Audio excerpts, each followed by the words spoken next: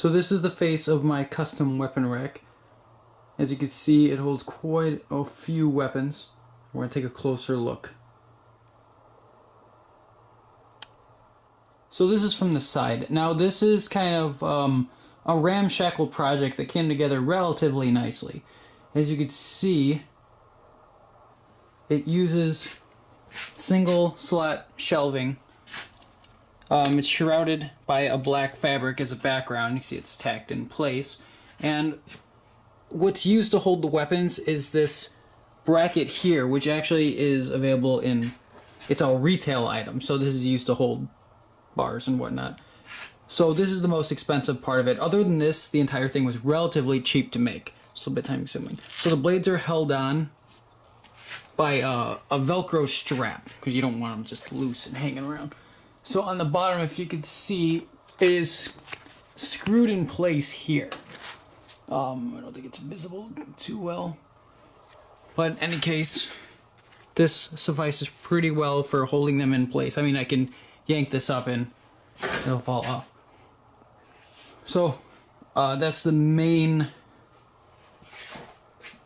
purpose of this, and I can rearrange this however I want based on that nature too. And you can see there's some stuff in the background that's held by black strings and just several layers of Velcro strap, so it's on there pretty well. Good old Velcro. Same thing back there with that pole arm. And the swords in the back are just on a different type of, that slot, just shorter. So those are background. So here we'll take a look at the bottom now. So you see that it's just got this black shelf. Down here, this is a work in progress. So down here I'm going to put a shallow rack to throw things like synthetic weapons or something like that. In addition, this thing, as you can see, is on locking wheels. So it has 6 wheels that are actually on there much more evenly than I thought they'd be, honestly. But this is quite a stable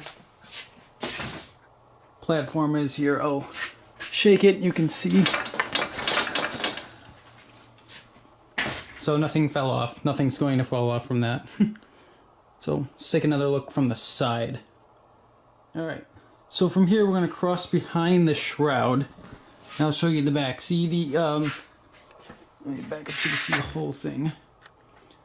So I don't have any cross support. I don't believe it's necessary. You can see how it's structured. Like I said, this is a ramshackle project, so I'm surprised it came out so well. These are just stud boards, so these are really, really cheap.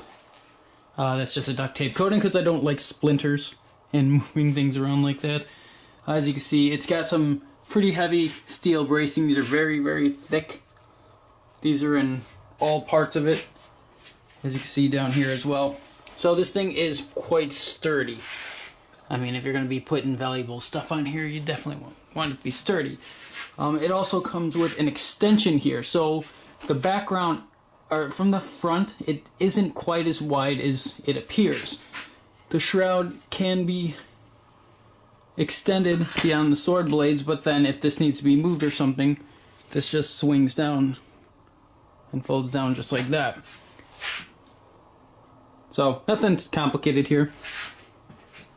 So same thing on the other side. So this thing is about 6 feet tall and a little bit of change and 4 feet wide. It extends 2 feet out. Alright, and so now back to the front. One more thing I was going to mention is that these are coated in quite a few layers of electrical tape as to prevent the metal on metal contact. Because that will prevent things from being scratched up. It has worked well so far.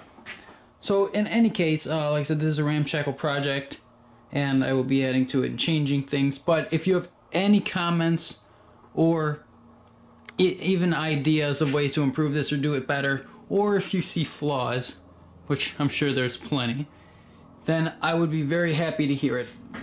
Thank you very much, and I will be posting more videos on this as I progress. Thank you. And just because, here's a few more items that I don't have on the rack. So, well, if you have any questions about any items or whatnot, then don't hesitate to ask.